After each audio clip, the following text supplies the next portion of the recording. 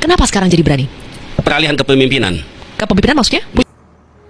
Pengkhianatan masyarakat Indonesia terhadap keindahan. Ini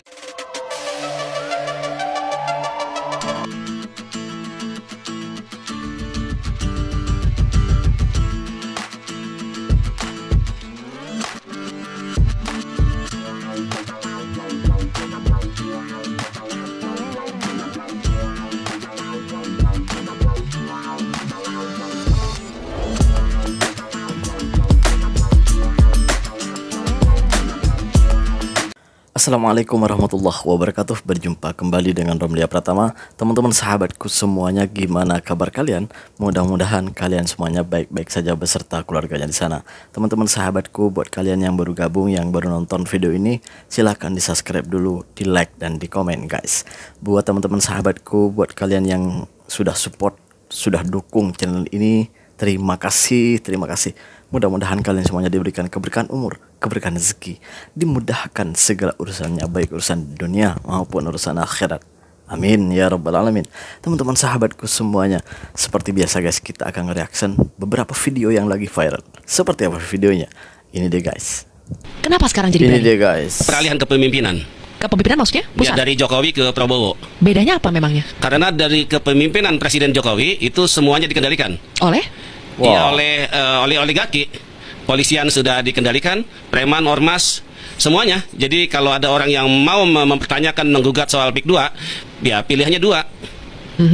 Kalau dia kalau tidak menjadi bagian dari aguan, maka tentu dia akan mengalami kriminalisasi. Bahkan beberapa diantaranya sudah dipenjara. Oke. Aku dengar Bang Gufron kan bilang kayak gini. Baru sekarang sepertinya berani menyebutkan nama-nama itu. Iya. Nama-nama yang diduga terlibat ya Bang, Iya. dalam pemasangan pagar laut ini. Kenapa Abang sampai bilang baru berani sekarang untuk menyebut nama-nama itu? Memangnya kondisi apa yang berbeda sekarang dibandingkan dulu Bang? Jadi sebelum dijadikan PSN itu Proyek strategis ya, nasional. sebelum PIK 2 dijadikan proyek strategis nasional, itu situasinya buat kami ya itu mencekam. Mencekamnya gimana? Karena di daerah pesisir Tangerang itu sering berkeliaran preman-preman, ormas-ormas yang mengintimidasi masyarakat.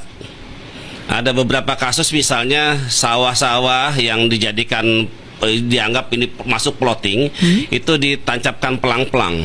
Oleh? Ya, oleh kelompok-kelompok ormas-ormas ini. Nah, ketika kemudian pelangnya dicabut oleh pemilik lahan, artinya yang punya tanah, yang punya sawah, ya beberapa diantaranya harus dilaporkan ke polisian. Kemudian ada teman-teman saya aktivis, ya termasuk juga LSM, ketika dia mengkritik katakanlah Agung Sedayu, itu biasanya segera dipanggil Oleh? polisian.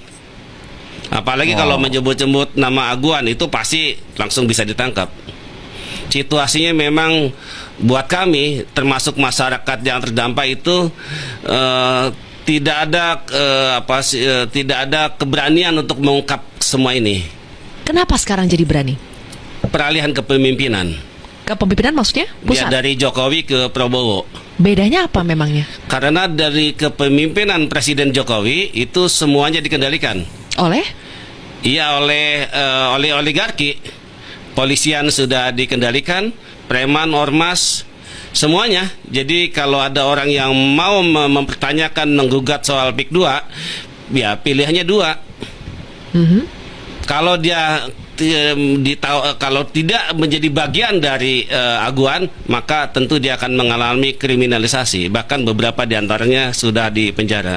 Oh, sekejam itu ya? Masa iya sebuah negara tapi takut sama seseorang gitu? Wah, ini gue nggak habis pikir nih guys. Gue udah nonton podcast ini dan panjang banget durasinya. Itu gue udah berusaha memahami semuanya. Dan wah, ini sepertinya kita ini udah diatur sama seseorang gitu. Masa iya negara takut sama orang itu gitu? Sekaya apa tuh dia? Masa iya gitu? Kenapa dia? Aduh ya Allah. Masa iya rakyat kecil jadi korbannya? Negara itu terdiri dari pemimpin-pemimpin dan pemimpin. Di sana itu ada pemimpin-pemimpin yang dipilih rakyat. Rakyat memilih orang-orang ini demi masa depan rakyatnya sendiri. Tapi malah membela orang-orang itu. Kenapa ini? Ada apa gitu? Ya Allah, kok parah banget sih Indonesia ini. Ya mudah-mudahan di tangan Prabowo ini akan berubah, guys. Rakyat kecil lebih didahulukan gitu. Kita berlanjut ke video yang selanjutnya. Ini dia guys. Ini dia guys. Pengkhianatan masyarakat Indonesia terhadap keindahan alam. Allahu Akbar. Apa ini? Sampah semua. Astagfirullah. Kami turunkan 2 alat berat untuk membersihkan sungai ini.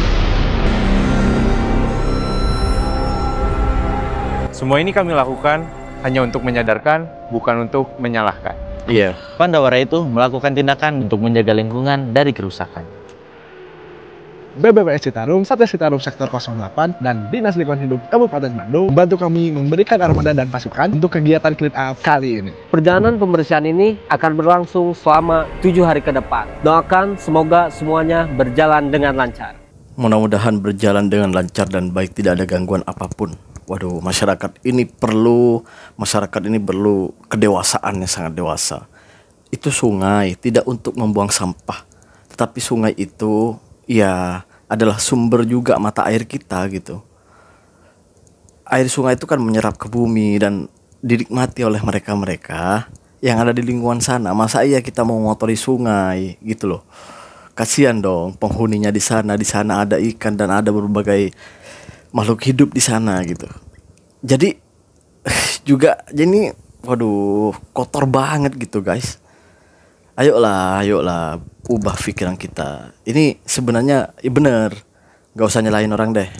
Ini mudah-mudahan ini menjadi edukasi lah untuk teman-teman, buat kita semua, buat saya dan buat kalian semuanya, agar tidak mengotori lingkungan kita. Karena itu bahaya untuk kita sendiri gitu.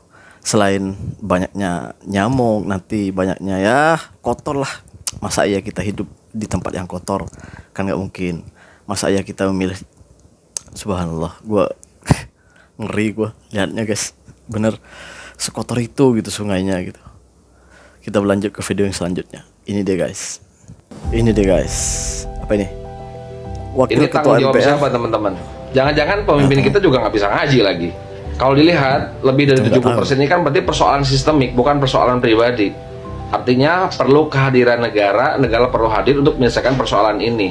Tapi sayang negara kita kan negara sekuler yang menganggap persoalan ini sebagai persoalan pribadi, ranah pribadi, bukan tanggung jawab negara. Padahal jelas ini tanggung jawab negara. Memastikan rakyat masuk surga itu kewajiban negara loh. Iya sih, sebenarnya negara harus hadir di sini. Di permasalahan ini harus hadir sebenarnya. Ini waduh. Masalah agama ini sangat penting sebenarnya guys. Kemajuan sebuah negara itu karena di sana ada ketaatan dari masyarakatnya kepada agamanya gitu, kepada Tuhannya gitu. Karena ya kita kalau udah taat menjadi orang yang benar, maka kita lebih berhati-hati dalam melakukan sesuatu. Kalau kita udah lupa dengan agama, tidak tahu dengan apa itu agama, lupa dengan Tuhannya, ya maka kelakuan kita akan jauh lebih parah gitu. Kan gitu guys. Ini ya ini mudah-mudahan ya negara harus hadir sebenarnya. Ya, sekolah-sekolah kita itu sangat minim dari pelajaran agama, terutamanya di SD, di sekolah negeri atau sekolah dasar ya. Di sekolah kerajaan lah kalau di sini ya.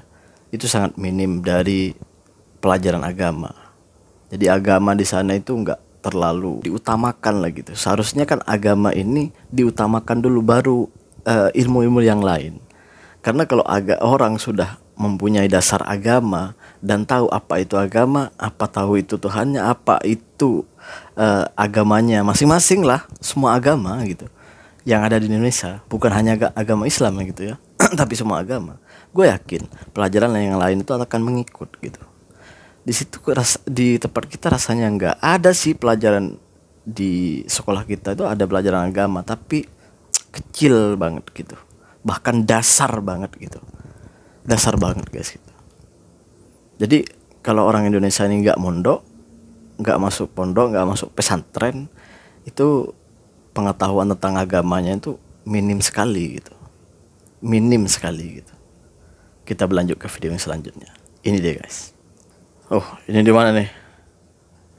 Sampang ya, menuju Lekolek, desa Pacerwen, Sampang, Kabupaten Sampang, Madura ini guys. Jalannya tuh masih seperti ini di tahun 2025. Masih ini di Madura ya, di Sampang. Jalannya masih tanah di tahun 2025 ini, masih tanah ini, masih ada ini. Kita itu merdeka sudah puluhan tahun. Masa iya setiap tahun tuh anggaran ada?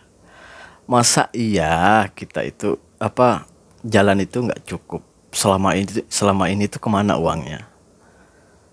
Gitu loh. Selama ini tuh kemana uangnya? Masa yang bila alasannya anggarannya nggak cukup? Iya, kalau anggaran satu kali, ini sudah berpuluh-puluh kali loh. Berpuluh-puluh kali anggaran itu datang ke tangan Anda, wahai pemimpin-pemimpin di kampung-kampung tuh. Anggaran tuh kan berkali-kali tuh datang, berpuluh-puluh kali, bukan satu abad sekali kan. Iya memang 1 tahun sekali, tapi kenapa nggak bergantian? Misalnya ada jalan 4, nggak cukup satu kali untuk membangun satu kali gitu. Ya bangun satu-satu tahun, misalnya tahun 2022 kita bangun ini, 2023 bangun ini, 2024 bangun ini, 2025 bangun ini. Nanti setelahnya kan kita tinggal membenahi kalau ada jalan berlubang. Kan seperti itu, kita berpuluh-puluh tahun loh merdeka. Masa iya nggak cukup-cukup gitu, nggak cukup-cukup terus? Tiap tahun nggak cukup, tiap tahun nggak cukup, ada anggaran nggak cukup, ada anggaran nggak cukup. Waduh, puluh-puluh tahun kita merdeka guys. Terima kasih buat semuanya, mudah-mudahan menjadi evaluasi buat teman-teman yang menjadi pemimpin di kampung-kampung di Indonesia itu. Terima kasih buat semuanya. Assalamualaikum warahmatullahi wabarakatuh. Jangan lupa sholawat guys.